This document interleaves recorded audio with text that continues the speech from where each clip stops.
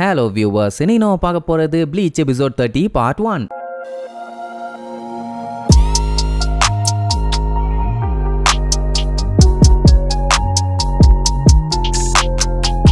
Open பண்ணா நம்மளுங்க எல்லாத்துக்கிட்ட இருந்து escape ஆகி ஒரு வீட்ல போய் ஒளிஞ்சிட்டு இருந்தானுங்கல்ல. அங்க போய் உட்காந்துக்கிட்டு இச்சுக்கோ அந்த மாதிரி மொட்டை மண்டையன் ரூக்கியா அந்த வெள்ளை டவர்ல தான் இருக்கா. ஆனா என்ன பஞ்சாயத்துனா இவனுக்கு ரோடு வழியா ஹாயா கையை வீசிட்டுலாம் போக முடியாது. போனா கொமட்லயே குத்துவானுங்க. அதனால எப்படி போறது என்ன பண்றதுன்னு காஞ்சுகிட்ட கேட்டா அவன் என்கிட்ட பிளான் இருக்குன்னு ஒரு மொக்க மேப்பை காட்டி கடுப்பேத்திக்கிட்டு இருப்பான். இப்படி இவனுக்கு ரெண்டு பேரும் ரூக்கியாவை காப்பாத்துற விஷயத்தை பத்தி பேசிட்டு இருக்கதை கேட்ட ஹனட்டாரோ நான் உங்களுக்கு ஹெல்ப் பண்றேன்னு சொல்லி அவங்கள சீக்கிரட்டா ஒரு வழியில கூட்டு போவான். யாரு கண்ணிலையுமே மாட்டாம டைரக்டா அந்த ஒயிட் டவருக்கு.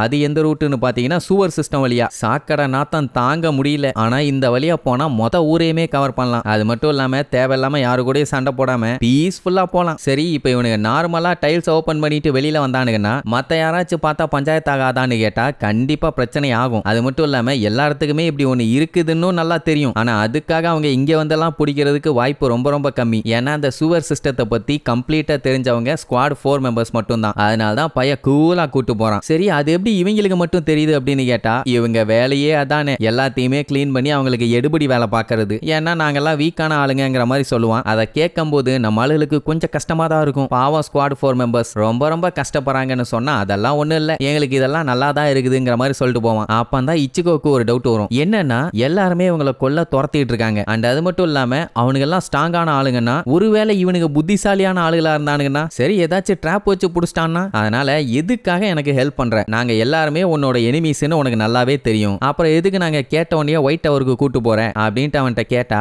அப்புறம் தான் அவன் மேட்டரையே சொல்லுவான். என்னன்னா இவனுக்கு இச்சிகோவை பத்தி நல்லாவே தெரியும். ரூக்கியா இவனை பத்தி நிறையவே சொல்லியிருக்காளாமா. அவங்கள என்னால காப்பாற்ற முடியாது, ஆனா அதை செய்ய தான் நீங்க வந்திருக்கீங்க. சோ தயவு செஞ்சு அவளை காப்பாத்துங்கிற மாதிரி சொல்லுவான். அப்படியே கட் பண்ணி அவங்களோட மெயின் ஏரியாவை காட்டுறாங்க. அங்க கேப்டன்ஸ் லெப்டினன்ட்ஸ் எல்லாம் ஒன்னு கூடி இப்ப இருக்க சிச்சுவேஷன் என்னன்னு சொல்லி எல்லாத்துக்குமே ரிப்போர்ட் பண்ணுவாங்க. ஏன்னா நிலைமை என்னன்னு தெரிஞ்சாதானே அதுக்கேத்த மாதிரி அடுத்த டிசிஷன் எடுக்க முடியும். சோ அப்படியே ஒவ்வொரு ரிப்போர்ட்டா பார்க்கும்போது நிறைய பேருக்கு அடிபட்டு இருக்குது. அதுலயும் பெரிய பெரிய ஆளுகளுக்கெல்லாம் அடி கொஞ்சம் ஹெவியா இருக்கிறதுனால அவங்களுக்கு இப்போதைக்கு ரெஸ்ட். ஸ்குவாட் 11 எல்லாம் கம்ப்ளீட்டா காலி பண்ணிட்டாங்க. இன்னும் அடுத்தடுத்து இன்வெஸ்டிகேஷன் போயிட்டு இருக்குது அப்படிங்கிற மாதிரி சொன்ன உடனே அங்க இருந்து எல்லாத்துக்குமே ஷாக்கு. அதுலயும் அந்த ஹனட்டாரோவை நம்மளுக்கு ஹாஸ்டேஜ் எல்லாம் புடிச்சு வச்சு மிரட்டினானுங்கல்ல, அது வரைக்கும் ஒண்ணு விடாம எல்லாத்தையுமே டீடைலா ரிப்போர்ட்டா படிப்பான். இப்ப என்னன்னா அவங்க எதுக்கு வந்திருக்காங்க எங்க போயிட்டு இருக்காங்கன்னு தெரியல. அது மட்டும் இல்லாம இவ்வளவு நேரமா அவங்களோட ஸ்பிரிச்சுவல் பவர்ஸை யூஸ் பண்ணி அவங்கள டிடெக்ட் பண்ணிட்டு இருந்தாங்க. ஆனா இப்போ அந்த பிரஷரை காணும். சோ எங்க இருக்காங்க என்னன்னு தெரியலன்னு உடனே அபரை அப்படியே குறுன்னு பார்த்துட்டு இச்சிகோ கூட கடைசியா சண்டை போட்ட விஷயத்தை யோசிச்சு பார்ப்பான். லாஸ்ட் டைம் நம்மால ஒழுங்கான கைடன்ஸ் இல்லாதனால கண்ட மேனிக்கு சண்டையை போட்டு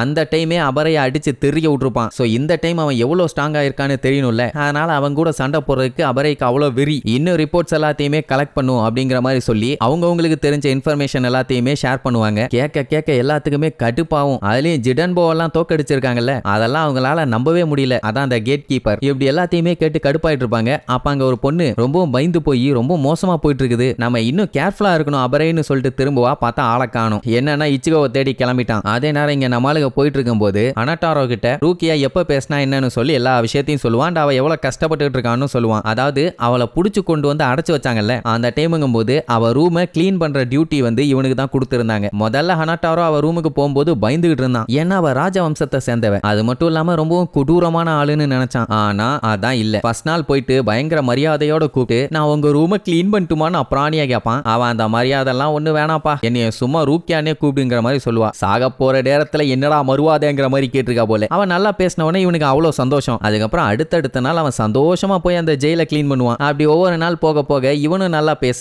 அவளும் நல்லா பேச அவ ஒவ்வொரு விஷயமா இவங்கிட்ட ஷேர் பண்ண ஆரம்பிச்சா. இவ எப்படி ஹியூமன் வேர்ல்டுக்கு போனா அங்க போய் என்னென்னலாம் பஞ்சாயத்தாச்சு அப்படின்ட்டு கொஞ்சம் கொஞ்சம் சொல்லுவான்னு வைங்க. இந்த பயலுக்கு பாத்தீங்கன்னா ஹியூமன் வேர்ல்டு எப்படி இருக்கும், அங்க என்ன சாப்பிடுவாங்க, அதோட டேஸ்ட் எப்படி இருக்கும்னு தெரிஞ்சுக்க அவ்வளோ ஆர்வம். அதனால அதை பத்தி மட்டும் துருவி கேட்டுக்கிட்டு இருப்பான். அவளும் ஜூஸ் பாட்டில் ஓபன் பண்றதெல்லாம் பெரிய விஷயமா சொல்லிட்டு இருப்பான். அதையும் அவன் ஆர்வமா கேட்பான் பாருங்க. அதான் தாங்க முடியல. எப்படி ஒவ்வொரு விஷயமா கேட்க அவனுக்கு அவ்வளோ ஆச்சரியம். சரி இப்படியே நல்லா போயிட்டு இருக்குதுன்னு பார்த்தா திடீர்னு அவளை போட்டு தள்ளணும்னு சொல்லி வேற செல்லுக்கு மாத்திட்டாங்க. அதனால தான் பையன் அவ்வளோ ஷாக் ஆனான். ஃபர்ஸ்ட் டைம் வந்தப்போ எல்லாம் அவங்க அண்ணன் பார்த்து விட்ட வேலை. ரூக்கியா தப்பு பண்ணியிருக்கா, அதுவும் ஃபர்ஸ்ட் டிகிரி அஃபென்ஸ். அவளை 25 நாள்ல காலி பண்ணணும். அதுவும் எங்கன்னா சென்ட்ரல் எக்ஸிகியூஷன் கிரவுண்ட்ல. அப்படியே அப்படி இப்படின்னு மேல இடத்துக்கு ரொம்ப ஃபோர்ஸ் பண்ணி சொல்லியிருப்பான்னு வைங்க. அதுக்கப்புறம் இச்சிகோவை பத்தி சொல்லியிருப்பான்ல, அந்த டைம் அவ என்ன தெரியுமா சொல்லியிருப்பா, அவன் கூட நான் வெறும் 2 மாசம் தான் டைம் ஸ்பெண்ட் பண்ணேன். ஆனா என் மனசை தொட்டு சொல்றேன், அவன் மேல எனக்கு அவ்வளோ நம்பிக்கை இருக்குது. அவன் ரொம்ப ரொம்ப நல்லவன். ஆனா அவனோட வாழ்க்கை என்னால மாறி போச்சு. சொல்ல போனா அவன் வாழ்க்கையவே நான் நரகமாக்கிட்டேன். இதை சரி பண்றதுக்கு என்னால எதுவுமே இனி பண்ண முடியாது. நான் பண்ண தப்புக்கு மன்னிப்பே இல்லை அப்படி இப்படின்னு சொல்லி ரொம்பவும் சோகமாயி ஃபீல் பண்ணலாமா. இதெல்லாம் கேட்ட உடனே நம்ம இச்சிகோ பயலுக்குள்ள அப்படியே நரம்பு பொட்டைக்க மண்ட சூடேற நான் அவளை எப்படியாச்சும் காப்பாத்தியே தீர்வேன்னு சொல்லிட்டு வெறி கொண்டு நடக்க ஆரம்பிச்சிருவான். ஆட பைத்தியக்கார பையலே அவசரப்படாதான்னு பின்னாடியே ஓடி வருவாங்க. ஆனா அவன் மைண்டுக்குள்ள ரூக்கியா சொன்ன விஷயம் தான் ஓடிட்டு இருக்கும். 2 மாசம் தான் நான் அவன் கூட டைம் ஸ்பெண்ட் பண்ணியிருப்பேன். ஆனா நான் அவனை ரொம்ப நம்புறேன்னு சொன்னால அந்த ஒரு வார்த்தைக்காகவே அவளை காப்பாத்துறதுக்காக வெறி பிடிச்சு போயிட்டு இருக்கான். அந்த டைமுங்கும் போது அவனுக்கு அந்த பழைய விஷயம்லாம் ஞாபகத்துக்கு வரும். அதான் ரூக்கியாவை மீட் பண்ணது, அவ கூட சேர்ந்து சண்டை போட்டது, அவ கூட சண்டை போட்டது, அப்புறம் அவளை காப்பாத்த அவங்க அண்ணன் கூட சண்டை போட்டதுன்னு கடைசியில டப பையில பார்த்து கண் கலங்க அழுதுட்டு போடாலே அது வரைக்கும் எல்லா ஞாபகத்துக்கு வரும். சோ அப்பதான் புரியுது அவ எதுக்காக கடைசியில இவனை போட்டு வாங்குன்னு வாங்கிட்டு போனான்னு. அதான் இவன் உயிரை காப்பாத்துறதுக்காக யாரா நீ எவன்டா நீன்னு திட்டிட்டு போயிருக்கா. அது மட்டும் இல்லாம இது எல்லாமே அவளோட ஃபால்ட்னு நினைச்சு கவலைப்பட்டு இருக்கால, அதெல்லாம் ஒண்ணுமே கிடையாது முட்டாளு.